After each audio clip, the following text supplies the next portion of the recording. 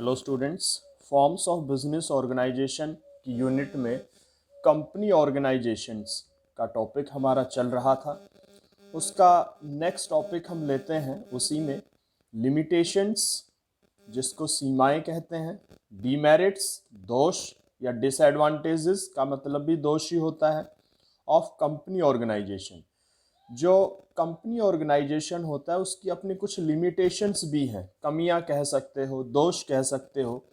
तो कौन कौन सी कमियां या दोष हैं उसके जो हमें दिखाई देते हैं ऐसे ऑर्गेनाइजेशन में, और जो उनके लिए डिफ़िकल्टी पैदा करते हैं, वो आज हम डिस्कस करने वाले हैं। तो चलिए स्टार्ट करते हैं। सबसे पहले डिफ़िकल्टी इन फॉर्मेशन। तो सबसे पहला जो लिमिटेशन है वो है फॉर्मेशन में डिफ़िकल्टी होना, क्योंकि जो भी कंपनी का फॉर्मेशन है वो लॉ के अकॉर्डिंग होता है। लीगल फॉर्मेलिटीज़ होती हैं जिनको कंप्लीट करना होता है। बहुत से ऐसे डॉक्यूमेंट्स होते हैं जो हमें प्रिपेयर करने होते हैं, यानी कि एक जो कॉमन मैन है वो आसानी से कंपनी नहीं बना सकता है। लीगल फॉर्मेलिटीज़ पूरी करना, उनकी जानकारी होनी चाहिए। बहुत से ऐसे डॉक्यूमेंट्स हैं, मेन डॉक्यूमेंट्स में आता है मेमोरेंडम ऑफ एसोसिएशन, जिसको पार्षद सीमा नियम कहते हैं, मेमोरेंडम ऑफ एसोसिएशन जिसको पार्षद अंतर नियम कहते हैं, प्रोस्पेक्ट्स पर विवरण जो होता है। तो ये कुछ ऐसे इंपॉर्टेंट डॉक्यूमेंट्स भी हैं जिनको प्रिपेयर करना होता है, और ये काम कोई भी एक आम आदमी यानी कि कॉमन पर्सन नहीं कर सकता है। तो इसके लिए एक टेक्निकल नॉलेज भी होनी ज़रूरी है, टाइम पीरियड भी लगता है। तो इसके फॉर्मेशन में काफ़ी डिफ़िकल्टी आती है। तो बहुत से लोग तो कंपनी बनाने की सोचते हैं लेकिन इस प्रोसेस की वजह से पीछे हट जाते हैं। तो पहली डिफ़िकल्टी या लिमिटेशन, डीमेरिट्स इसके फॉर्मेशन की है। इतनी आसानी से नहीं होता। बाकी आपका सोल ट्रेड है, पार्टनरशिप है, इसके कंपैरिजन में उसमें लीगल फॉर्मेलिटीज़ नहीं है या बहुत कम है और आसानी से आप शुरू कर सकते हो। तो उन बिज़नेस को लोग आसानी से शुरू करते हैं तो ज़्यादा करते हैं, ऐसे कंपनी ऑर्गेनाइजेशन को शुरू करना मुश्किल होता है। सेकंड, लैक ऑफ सीक्रेसी, जिसको कहते हैं गोपनीयता की कमी। जो भी अकाउंट्स होते हैं, कंपनी के अकाउंट्स जो है कंपनी के रजिस्ट्रार के पास इनको रिपोर्ट भेजनी पड़ती है, वहाँ तक इनके अकाउंट जाते हैं। तो और दूसरा रूल ये है कि इसके जितने भी शेयर होल्डर होते हैं, कंपनी में पैसे लगाने वाले लोग, वो अलग अलग जगह से होते हैं, दूर दूर से होते हैं। वो भी कंपनी के अकाउंट्स चेक कर सकते हैं। पर्टिकुलर फीस पे करके कोई भी कंपनी के अकाउंट चेक कर सकता है। तो कंपनी जो सीक्रेसी रखना चाहती है अपने अकाउंट्स में, वो लोगों तक आसानी से पहुंच जाती है। तो एक जो उसका कॉम्पिटिटर है, कंपनी की दूसरी कंपनी कॉम्पिटिटर है, वो उसका फ़ायदा ले सकती है। तो ये एक इसमें सबसे बड़ी कमी है, लैक ऑफ सीक्रेसी, यानी कि वो किसी भी अपनी बिजनेस रिलेटेड इंफॉर्मेशन को सीक्रेट नहीं रख पाती है।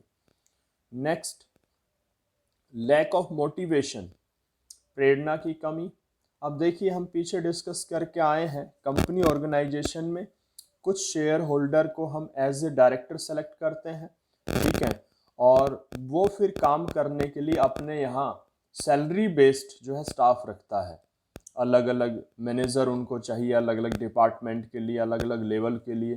तो क्या है, यहाँ पे कहीं ना कहीं जो भी काम करने वाले लोग हैं मैनेजमेंट में, उनका डायरेक्ट कोई बिजनेस से ज़्यादा रिलेशन नहीं होता है। मोस्टली जो मैनेजमेंट टीम होती है उसमें सैलरीड पर्सन होते हैं जो डायरेक्टर्स के द्वारा अपॉइंट किए जाते हैं। तो वो क्या करते हैं, काम तो करते हैं लेकिन उतना मोटिवेशन नहीं होता जितना कि छोटे बिजनेस में जो सोल ट्रेड है या पार्टनरशिप है, जिसमें ओनर डायरेक्टली बिजनेस से जुड़ा होता है, वो ज़्यादा मोटिवेशन से काम करता है। तो कंपनी ऑर्गेनाइजेशन में मोटिवेशन की भी कमी आती है, क्योंकि जो भी इसमें इन्वेस्टर हैं, पैसे लगाने वाले लोग हैं, उनका डायरेक्ट मैनेजमेंट से रिलेशन नहीं होता है, प्लानिंग से रिलेशन नहीं होता है। तो मोटिवेशन की कमी पाई जाती है। नेक्स्ट है एक्सेसिव गवर्नमेंट कंट्रोल। एक्सेसिव का मतलब होता है अधिक मात्रा में, और गवर्नमेंट कंट्रोल सरकारी नियंत्रण। कंपनीज पर गवर्नमेंट का कंट्रोल ज़्यादा होता है सोल ट्रेड और पार्टनरशिप के कंपैरिजन में। गवर्नमेंट टाइम टू टाइम अपनी अलग अलग पॉलिसियाँ बनाती है, रूल्स बनाती है, जिनको बिज़नेस को फॉलो करना बहुत ज़रूरी होता है। और ऐसे भी कंपल्सरी है कि बिज़नेस को अपनी टाइम टू टाइम जो इन्फॉर्मेशन है वो गवर्नमेंट को भेजनी होती है। कंपनी को अपने अकाउंट्स का ऑडिट करवाना कंपलसरी है, एनुअल अकाउंट्स की रिपोर्ट पब्लिश करना कंपलसरी है। ठीक है, तो इस तरह के जो भी रूल्स हैं, पॉलिसीज़ हैं गवर्नमेंट की, उनको फॉलो करना कंपनी के लिए कंपलसरी होता है। तो उनको फॉलो करने के लिए एक तो कंपनी ऑर्गेनाइजेशन का टाइम भी उसमें खर्च होता है, और उसके लिए कई बार उसको प्रोफेशनल्स का अपॉइंटमेंट करना पड़ता है, तो उसकी कॉस्ट भी बढ़ती है। जैसे ऑडिट के लिए उसको चार्टर्ड अकाउंटेंट रखना पड़ेगा, ठीक है, और भी कोर्ट से रिलेटेड कोई बात हुई तो उसको अपना लॉयर रखना पड़ेगा, और अपनी रिपोर्ट पब्लिश करनी पड़ेगी। ठीक है, और गवर्नमेंट के पास अपने अलग अलग जो इन्फॉर्मेशन है गवर्नमेंट टाइम टू टाइम मांगती रहती है, उसको भेजना पड़ेगा। तो एक तो उसमें इन्वॉल्व रहना पड़ेगा, उसमें टाइम भी खर्च होगा, और अलग अलग प्रोफेशनल का अपॉइंटमेंट करेगी तो वहाँ पे उसकी कॉस्ट भी बढ़ेगी। तो कहीं ना कहीं ये भी एक हम समझते हैं एक डीमेरिट्स या डिसएडवांटेजेस होता है कंपनीज के लिए। नेक्स्ट है डिले इन डिसीजंस में डिले होना, देरी होना। बाकी जो सोल ट्रेड है, पार्टनरशिप है, उसमें तो मैनेजमेंट एक तो छोटा होता है, एक जो ओनर्स होते हैं वो डायरेक्टली बिजनेस से कनेक्टेड होते हैं, तो जो भी डिसीजंस हैं वहाँ पे जल्दी ही लिए जाते हैं, टाइम कम लगता है। लेकिन कंपनी के केस में एक तो मैनेजमेंट बड़ा होता है, अलग अलग लेवल होते हैं, टॉप लेवल अलग होता है, मिडिल लेवल, लोअर लेवल। तो कोई भी डिसीजन लेना, इंपॉर्टेंट डिसीजन लेना है, वो सबकी जो है सलाह से लिया जाता है, सबके व्यूज़ पे लिए जाते हैं। और दूसरा फिर उनका डायरेक्टली बिजनेस से कोई ज़्यादा रिलेशन नहीं होता है, प्रोफेशनल्स यानी कि सैलरी बेस्ड एम्प्लॉयज़ होते हैं, मैनेजर वगैरह, तो डिसीजन लेने में इतनी जल्दबाजी भी नहीं करते हैं, क्योंकि आगे फिर उनको जवाब भी देना होता है, इसलिए वो पूरा अपना टाइम लेके डिसीजन लेते हैं। कई बार ऐसा होता है कि इम्पोर्टेंट डिसीजन में इतना डिले हो जाता है कि उसका कोई बेनिफिट नहीं मिल पाता। तो एक कमी ये भी है कि डिसीजंस यहाँ पे देरी से लिए जाते हैं, उसमें टाइम लगता है, और कई बार उस टाइम के ज़्यादा खर्च होने से बेनिफिट नहीं हो पाता है। उसके बाद है ओलिगैरिक मैनेजमेंट, जिसका मतलब होता है अल्पतंत्र। अल्पतंत्र का मतलब कुछ ही चुनिंदा लोगों का। जब आपके पास बहुत से लोग हैं और उसमें से कुछ लोग जो है आपका मैनेजमेंट करें, तो उसको ओलिगैरिक मैनेजमेंट नाम दिया है। वैसे तो लॉ के अकॉर्डिंग हम चलें तो उसके अकॉर्डिंग अगर देखें तो जो कंपनी का मैनेजमेंट सिस्टम होता है वो डेमोक्रेटिक सिस्टम माना गया है, लोकतांत्रिक जिसको कहते हैं, यानी कि सारे शेयर होल्डर आपस में मिल के और कुछ डायरेक्टर्स का चुनाव करते हैं, वो फिर बिजनेस का मैनेजमेंट करते हैं अपने अकॉर्डिंग। तो कहने का तो मतलब क्या है कि सबकी राजी और सहमति से होता है, लेकिन ऐसा नहीं है प्रैक्टिकली। अब बहुत से ऐसे शेयर होल्डर होते हैं जो दूर दूर से बिलोंग करते हैं, और मैनेजमेंट में जिन डायरेक्टर्स को रखा जाता है कुछ सेलेक्टिव लोग ही उसका सिलेक्शन कर लेते हैं। तो इसलिए हम कह सकते हैं कुछ कुछ लोग ही जो है पूरा कंट्रोल मैनेजमेंट पर रखते हैं, जिनको हम बोर्ड ऑफ डायरेक्टर्स कहते हैं।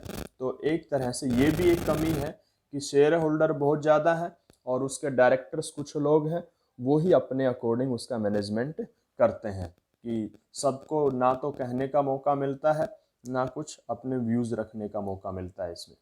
तो ये भी एक लिमिटेशन है। और लास्ट है कॉन्फ्लिक्ट अमंग इन्वेस्टर्स। कॉन्फ्लिक्ट का मतलब टकराव। इन्वेस्टर की बात करें, कंपनी में जो पैसे लगाने की बात आती है, जो लोग पैसा लगाते हैं उसको इन्वेस्टर कहते हैं। एक तो होते हैं शेयर होल्डर जो कैपिटल का पैसा लगाते हैं, एक होते हैं डिबेंचर्स, आगे आप पढ़ोगे समझ जाओगे। जब कंपनी को उधार पैसा चाहिए, किसी भी बिजनेस में दो तरह का पैसा हम देखते हैं, कॉमन सी बात है, एक तो मालिकों का पैसा, एक जरूरत पड़ी तो उधार का पैसा। तो कंपनी सिस्टम जो हमारा है ऑर्गेनाइजेशन का, कंपनी ऑर्गेनाइजेशन का, तो कंपनी पब्लिक से ही कैपिटल इकट्ठा करती है। जो लोग कैपिटल का हिस्सा देते हैं कंपनी को वो तो शेयर होल्डर कहलाते हैं, और जब कंपनी को उधार पैसा चाहिए तो पब्लिक से वो उधार पैसा भी लेती है।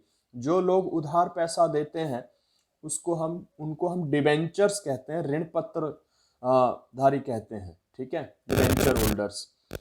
तो दो लोग हो गए इन्वेस्टर, एक शेयर होल्डर, एक डिवेंचर होल्डर, एक जिन्होंने कैपिटल का पैसा लगाया है, एक जिन्होंने उधार पैसा दिया है।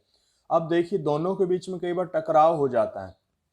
जो डिबेंचर होल्डर हैं, ऋण पत्रधारी हैं, उनको तो उनके पैसे पे इंटरेस्ट मिलता है, ठीक है। और जो शेयर होल्डर है, जिन्होंने कैपिटल का पैसा दिया, उनको प्रॉफिट में से हिस्सा मिलता है, जिसको डिविडेंड यानी कि लाभांश कहते हैं। तो वो चाहते हैं डिबेंचर होल्डर कि भाई हमें इंटरेस्ट ज़्यादा मिले और प्रॉफिट जो है वो ज़्यादा बिजनेस में रखा जाए, यानी कि रिजर्व करके रखा जाए, जबकि शेयर होल्डर चाहते हैं कि उनको ज़्यादा से ज़्यादा प्रॉफिट में हिस्सा मिले। तो इस चीज़ को लेकर इन्वेस्टर्स में बात करें, डिवेंचर होल्डर्स चाहते हैं कि प्रॉफिट बांटा कम जाए, बिजनेस में यूज़ ज़्यादा किया जाए, और जो शेयर होल्डर है वो चाहते हैं कि उनमें प्रॉफिट बांटा ज़्यादा जाए, बिजनेस में यूज़ कम किया जाए, ठीक है। तो इस तरह से दोनों के बीच में कई बार टकराव पैदा हो जाता है, जिसको हम कहते हैं कॉन्फ्लिक्ट होना, एक दूसरे के बीच में टकराव होना।